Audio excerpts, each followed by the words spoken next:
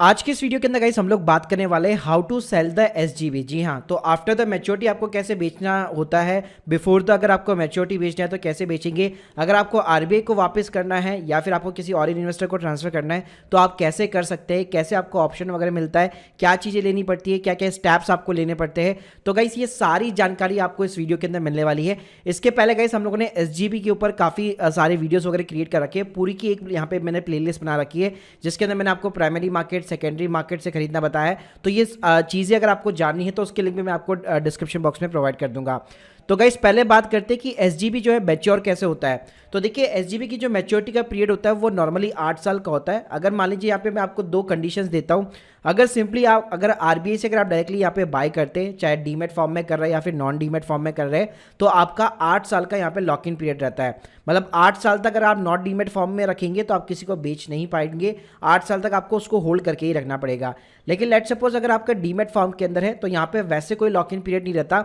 आप किसी other person को यहाँ पे सेल आउट कर सकते हैं, लेकिन ऐसा नहीं है कि आप आरबीआई को कभी भी सेल आउट कर पाएंगे। इसके लिए थोड़ा सा टाइम पीरियड रहता है। तो गाइस मान लीजिए अगर आपको आरबीआई को बेचना है बिफोर द मैच्योरिटी, तो उस केस में गाइस यहाँ पे आपको 5 साल का पीरियड दिया जाता है। मतलब जिस दिन भी यहाँ पे जो है आरबीआई इशू करता है बॉन्ड को, उसके ठीक 5 साल बाद में आपको एक ऑप्शन यहाँ पे प्रोवाइड किया जाता है एग्जिट करने का। तो उस टाइम पे आप आरबीआई को बेच सकते हैं, या लेट सपोज अगर आपका डीमेट फॉर्म में, फिर तो आप कभी भी यहाँ पे सेल आउट कर सकते हैं। इसके साथ में गाइस अगर आप मान लीजिए सेकेंडरी मार्केट से यहाँ पे बाय करते हैं तो उस टाइम पे भी आप किसी को भी सेल आउट कर सकते हैं। आपको मैच्योरिटी तक होल्ड करने की रिक्वायरमेंट नहीं है। और अगर आपको मैच्योरिटी तक होल्ड करना है तो डिपेंड करेगा कि आपने कौन सी सीरीज बाय की हुई है। गाइस इसको एक एग्जांपल के साथ में समझते हैं। फॉर एन एग्जांपल अभी राइट नाउ आरबीआई ने जो है यहाँ पे 2023 और 24 के लिए एक सीरीज यहाँ पे इशू कर रखी है, जिसकी जो मैच्योरिटी डेट जो है वो 27 जून 2031 है। तो फॉर एन एग्जांपल इस सीरीज को अगर आप यहाँ पे बाय करते हैं तो आपको इस पीरियड तक होल्ड करना पड़ेगा। लेकिन अगर आप किसी डीमेट अकाउंट के थ्रू यहाँ पे बाय कर रहे हैं तो गाइस क्या होगा, जैसे ये सिक्योरिटी आपको अलॉट होती है आप सिंपली गाइस अपने स्टॉक्स वाले सेक्शन के अंदर जा सकते हैं। एग्जांपल के लिए गाइस जैसे स्क्रीन के सामने देख सकते हैं, ये एसजीबी अक्टूबर 2028 की यहाँ पे सीरीज है और मेरे पास में यहाँ पे 10 क्वांटिटी पड़ी हुई है। तो अब मान लीजिए मैं इसको अगर सेल आउट करना चाहता हूँ तो गाइस सेल आउट करने के लिए सबसे पहले मेरे को चेकआउट करना पड़ेगा क्या मार्केट के अंदर डेप्थ है कि नहीं है। यानी डेप्थ का मतलब है कि मार्केट के अंदर क्या बायर्स बैठे हुए हैं खरीदने वाले, अगर बैठे हुए हैं तो यहाँ पे मुझे देखनी पड़ेगी उनकी बिडिंग प्राइस वगैरह क्या है। साथ में आप देख सकते हैं गाइस यहाँ पे सेल ऑर्डर वगैरह भी लगे हुए हैं। तो गाइस जितनी भी क्वांटिटी के अंदर मैं निकालना चाहता हूँ, फॉर एन एग्जांपल मैं केवल 5 क्वांटिटी के अंदर निकालना चाहता हूँ इसको बिफोर द मैच्योरिटी, तो मुझे यहाँ पे सिंपली 5 क्वांटिटीज एंटर करनी होगी और सिंपली एक लिमिट ऑर्डर यहाँ पे जो है प्लेस करना पड़ेगा। तो अभी जैसे अगर आप मार्केट में देखेंगे तो मार्केट के अंदर सब लोग जो है 5969 का यहाँ पे जो है बेसिकली आस्क प्राइस लगा के बैठे हैं और बिड प्राइस जो है 5904 के आसपास है। तो गाइस आप अपना जो भी मर्जी का प्राइस हो अपने अकॉर्डिंग यहाँ पे जो भी मार्केट के अंदर गोल्ड का प्राइस चल रहा है उसके अकॉर्डिंग, या जो भी डिमांड और सप्लाई है उसके अकॉर्डिंग एक प्राइस को चूज आउट करके आप सिंपली यहाँ पे लिमिट ऑर्डर प्लेस कर सकते हैं। सो गाइस आप स्क्रीन के सामने देख सकते हैं मेरा 5 क्वांटिटी का यहाँ पे ऑर्डर सिंपली तरीके से प्लेस हो चुका है। तो गाइस जैसे ये अपने लिमिट ऑर्डर के साथ में प्राइस को मैच करेगा अपने आप ही बेसिकली मेरे डीमेट अकाउंट से ये यूनिट्स यहाँ पे सिंपली तरीके से डेबिट वगैरह हो जाएंगे और जो पैसा जो है वो सिंपली मेरे वॉलेट सेक्शन के अंदर यहाँ पे आपको दिखने लग जाएगा। तो गाइस ये तो तरीका हुआ जब आपके पास में डीमेट फॉर्म के अंदर आपके पास में जो है एसजीबी पड़े हुए और उसको बिफोर द मैच्योरिटी आप किसी भी और अदर इन्वेस्टर को यहाँ पे बेचना चाहते हो। लेकिन गाइस अगर लेट सपोज अगर आप आरबीआई को ही बेचना चाहते हो तो आरबीआई यहाँ पे आपको एक ऑप्शन प्रोवाइड करता है, आपको 5 साल का यहाँ पे जो है पीरियड ऑप्शन जो है प्रोवाइड करता है। तो गाइस आरबीआई क्या करता है, हर साल जो है एक डेट यहाँ पे इशू करता है। मैं आपको स्क्रीन के सामने दिखाना चाहूंगा।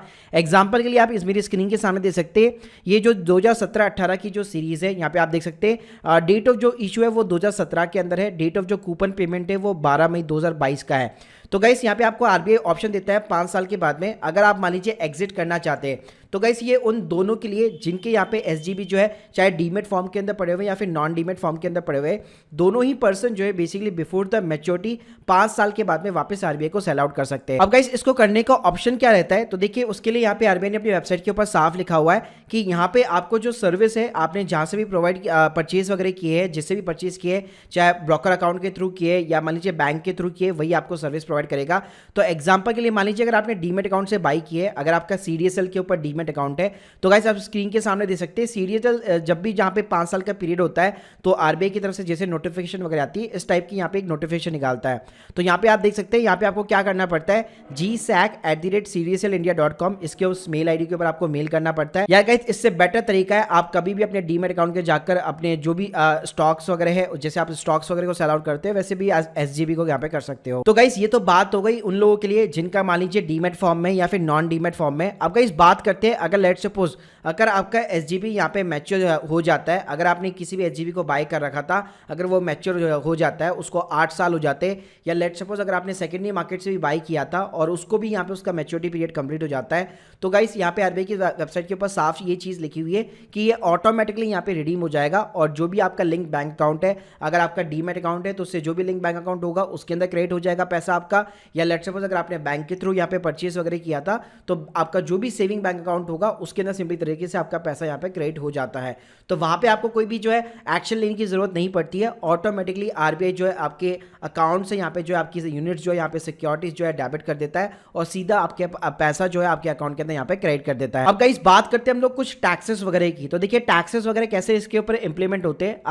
अगर आपने एसजीबी को बिफोर द मैच्योरिटी यहाँ पे बेचा है, बिफोर द मैच्योरिटी गाइस अगर आपने मान लीजिए किसी भी इन्वेस्टर को बेचा है, जैसे कि हम लोगों ने देखा, हम लोगों ने यहाँ पे जो अभी सेल ऑर्डर लगाया था बेसिकली, ठीक है, तो अगर मान लीजिए किसी भी और अदर इन्वेस्टर को अगर आपने बेचा है तो गाइस उस केस में आपका कोई भी कैपिटल गेन यहाँ पे एग्जाम नहीं होगा, जितना भी आपने प्रॉफिट कमाया उसके ऊपर आपको टैक्स देना पड़ेगा।